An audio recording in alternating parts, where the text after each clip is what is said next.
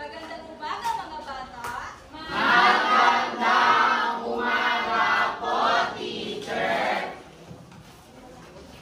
Bago natin simulan ang ating panibagong talakis para sa araw na ito, magkakaroon po tayo ng energizer.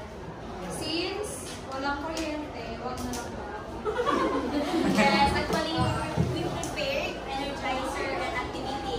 Unfortunately, walang kuryente. So, mag-discuss na kami. Diretso na para makapag-discuss na din sila. Bago namin ituloy, magpakilala muna ako. Ako si Aileen Manila. At ako nga pala si Teacher Alana Crispin. At ngayon ay tatalakay natin ay patungkol sa teoryang realismo. Sa tingin nyo, kapag sinasabi natin realismo, anong tumatatak sa isipan nyo? Or ano ang naiintindihan nyo? Yes, Miss Marvel. Parang katotohanan ng realidad. Very good. Another idea? Si Jennifer meron na. Para sa akin, parang nangyayari sa totoong buhay. Yes, very good.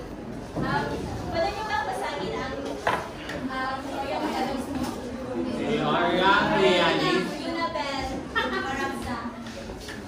Teoryang realismo. Ang teoryang realismo ay nagpapahayag ng pagtanggap sa katotohanan o realidad ng buhay.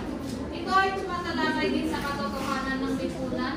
Karaniwan itong pinapaksa ang kalagayan na nangyari sa lipunan tulad ng korupsyon, katiwalian, kahirapan at diskriminasyon. Pag sinasabi natin teoryang realismo, ito ay inilalantad o naglalayong ipakita ang tunay na mukha at lipunan. Hindi ito imahinasyon o pagkakaisip na malayo sa realidad. Pag sinasabi natin realismo, ito ay tumutukoy na nararanasan ng isang tao sa bawat kilos nila araw-araw. Kabilang dito ang problema sa lipunan. Ano ba ang problema sa lipunan? Yes. Corruption, Ano ba? Yes, Miss Daniela? pagbaha, teacher, Pagbaha. diskriminasyon. Very good. Another. Again? Yes, very good. Kahirapan. Sumasailalim dito ang kahirapan, diskriminasyon, katiwalian, at korupsyon. Meron din kaugnayan ng tao. Ano kaya ang sumasailalim sa kaugnayan ng tao? Ang dami ng Ano ulit? Populasyon. Yes, may idea ka. Ikaw? Ano yun? Teenage pregnancy. Teenage pregnancy, meron din. Dito ay tumatalakay ang pakikibakan ng mga manghihirap, hindi pagpapatay, at walang hustisya ang mga mahirap. Hindi lamang ang mga mahirap, kundi ang maging mayaman din. Sumasailalim din dito ang tunay na emosyon at karanasan. Dito, ang mga tauhan ay inilalarawan nila ano ang nangyayari sa lipunan. Meron akong halimbawa dito sa ilalim ng teoryang realismo. Before pala ako magbigay ng halimbawa, may sasabihin ko na si Alex. Naintindihan ba yung ano ang teoryang realismo? Ano ulit? Yes. So, bago tayo pumunta sa mga halimbawa ng teoryang realismo, tayo muna ay dadako sa nilalaman ng teoryang realismo. So, Tagalog pakibasa na. Teoryang realismo. Pinaglalarawan ng teorya ang katotohanan, isa sa kagandahan at sinumang tao, anumang bagay at lipunan ayon sa mga realista, ay nararapat na maging katotohanan ang paglalarawan o paglalakad. Layunin nito ipakita ang makaranasan at masaksihan ng may anda ang gandang lipunan. Higit na pinapahalagahan ang paraan ng pagsasalaysay isa sa paksa. Maraming salamat. Kagaya na ng sinabi ni Teacher Aileen kanina, ang teoryang realismo ay nagpapakita ng totoong buhay at natural na paraan, hindi lamang imahinasyon o pantasya lamang. So halimbawa na lamang nito ang muling ihangyari ni Dr. Rosa Rizal na nagpapakita ng tunay o totoong suliranin ng mga Pilipino sa panahon ng Kastila tulad ng ano? Yes? Very good. Ano pa? Pagkawala ng karapatan. So ngayon naman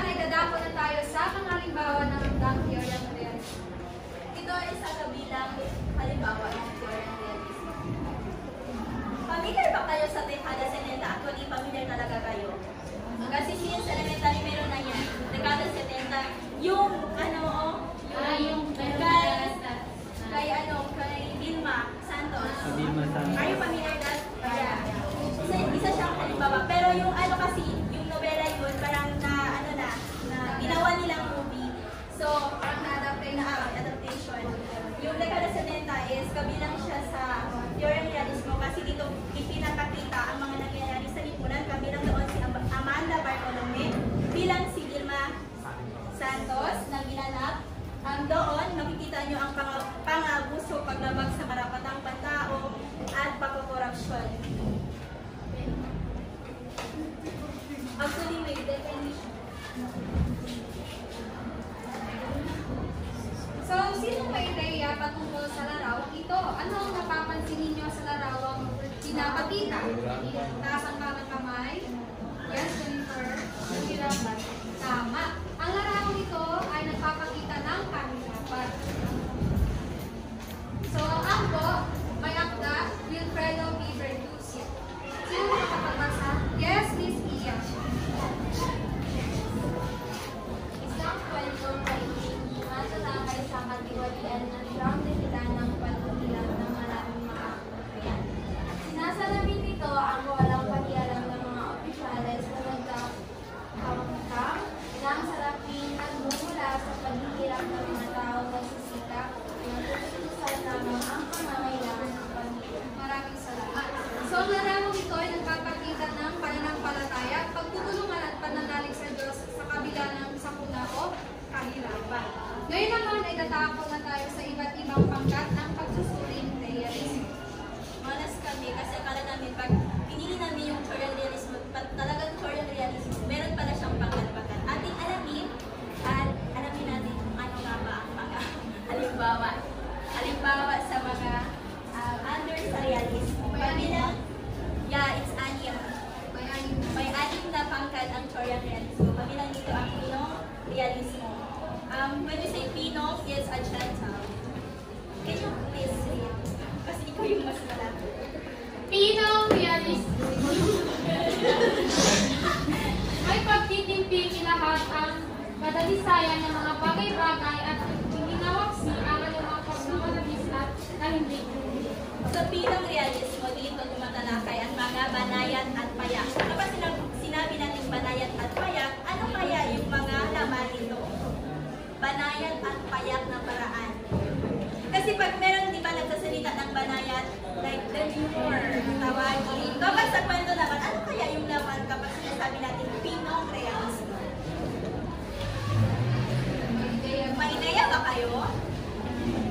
Gentile, kapag sa English. Yeah. Yes, Mr. Mel, may idea ka? Sino? Yes. Hindi gumagamit talaga ng mga masasamang salita. Yes, Parang very iba- good. Yes, tama. Kapag sinasabi natin pinong realismo, ito ay walang labis o walang karagdagang nakakatakot na detalye. Kabilang dito yung mga sinusulat na tumitira sa mga probinsya, walang labis, walang kulang. Ngayon naman ay tatapos tayo sa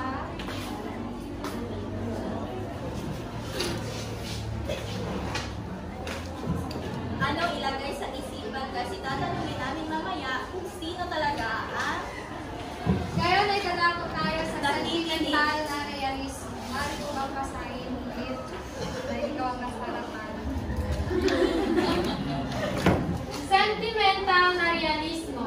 Mas optimistiko at inilalagay ang pag-asa sa damdamin kaysa sa paglutas ng pang-araw-araw na suliranin. So, from the word sentimental, ano na Kahalagahan. Mahalaga. it talks about sa Memory. aside from memories. Sa ating? Yes, very good. So, pag sinasabi natin sentimental na realismo, ito ay isang anyo ng realismo na nagbibigay diin sa tunay na damdamin o emosyon ng tauhan tulad ng lungkot, saya, awa, o pagmamahal upang mas makatotohanan ang karanasan. So, take note ha, ang sentimental na realismo ay nakatuon or emosyon ng tao. Lalako na tayo sa critical na realismo. Pwede mo bang basahin kasi makarating na siya. Critical na realismo. Inilalarawan ang mga gawain ng isang lipunang burgis upang maipamalas ang mga aspektong may kapangitan at panlulupig nito. Pag sinasabi natin critical, ano yung sabihin? Malala. Malala. Ano pa? Malubha.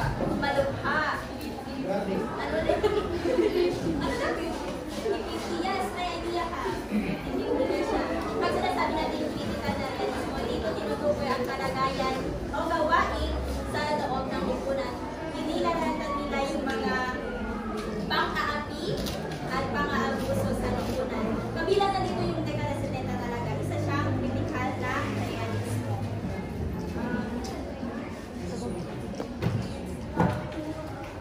Social na realismo. Ay, raman mo ako sa Socialistang realismo. Nagabayan ng tuyang marxismo sa paglalahad ng kalagayan ng lipunang maaaring mabago tungo sa pagtatayo ng lipunang pinamumunuan ng mga malangkang.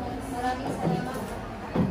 So, ang socialistang realismo ay isang anyo ng teorya ng realismo na nakatuon o nakapokus sa isang lipunan gaya ng kahirapan, kagaya na ng example natin na angko, kawalan ng katarungan, korupsyon at hindi pagkapantay-pantay. So, sa madaling salita, ang socialistang realismo ay nakapokus sa ano? Base sa mga definisyon na binigay ng kanina. Ito ay nakasentro sa kalagayan ng ating solidarity or lipunan. Saan na ulit nakasentro ang sentimental na realismo? Yung kanina? Emosyon ng tao. Ang sosyalistang realismo. Sa kalagayan ng ating lipunan. Bago natin lalako sa psikolohikal, ano ulit ang pinong realismo? Ano naman ang critical? 50-50 daw. Pagkukoy sa gawain ng nangyayari sa lipunan. Katulad ka? Pag-aapi o pag-aalayang. The last but not the least, ang psikolohikal na realismo. Jonathan, sa kang basahin? Psikolohikal na realismo, inilalarawan ng ang internal na buhay ang motibo ng tao sa pagkilos. Ayon sa binasa mo, Jonathan, ano ang intindihan mo? So, ayon sa aking binasa, ang psikolohikal na realismo ay ito ay parang sa nature ng isang tao or yung mga galaw ng isang tao. At ito din ay parang siguro sa mentalidad ng isang tao. Yes, may idea ka. Kapag sinasabi natin psikolohikal, ito ay panloob na buhay ng isang tao. Ang panloob ng buhay ng tao ay dito binabatay kung paano siya kumilos o paano yung psikolohikal niya. Example ka, sinasabi natin kapag sa mga nobela or sulat, kapag sinasabi natin ang tauhan doon ay parang value, so ibig sabihin na experience o naranasan niya sa totoong buhay. So, last is ang hiwagang realismo. Ethel,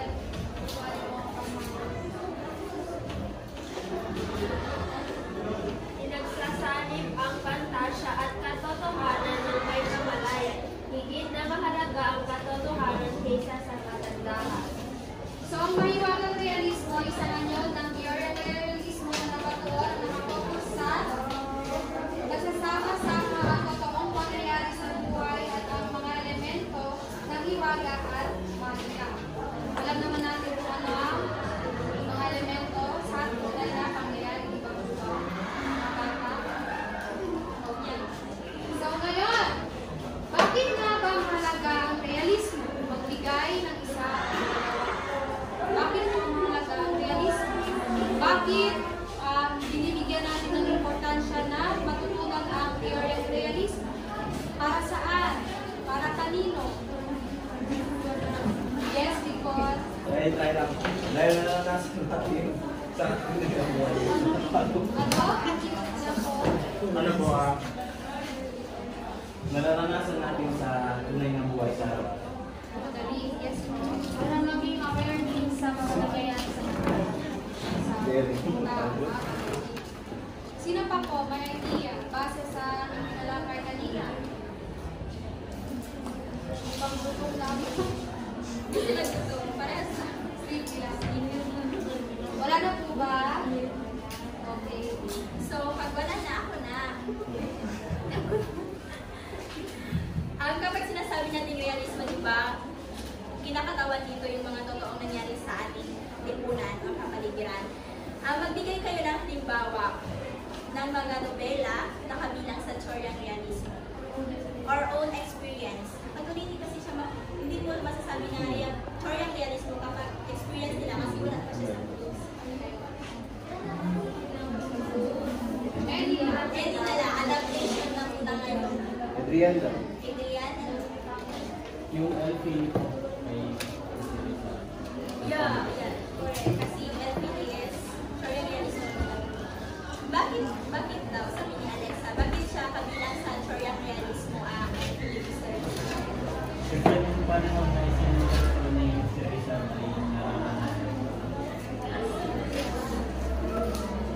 Meron pa ba?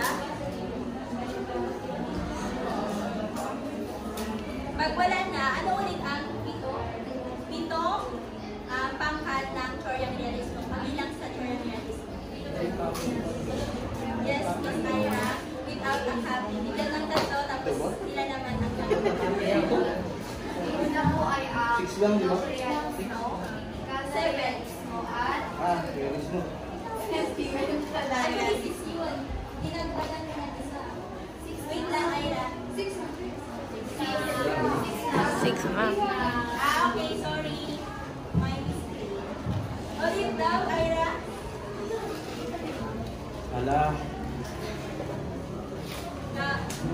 Pinong realismo, realismo, sociological na realismo. Okay, sit down. Thank you. Dito ang tatlo kasi meron na dito tatlo na gusto kayo wala. Dito yung tatlo. Naman.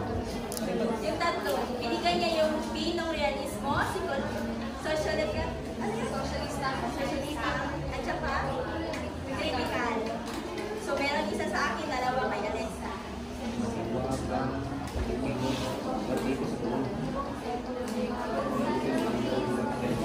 Akin na lang may agarin mo pa? Yes. Yes, Jonathan. Ang tatlong iba pang uri ng Yes. uri ng realismo ay sentimental na realismo,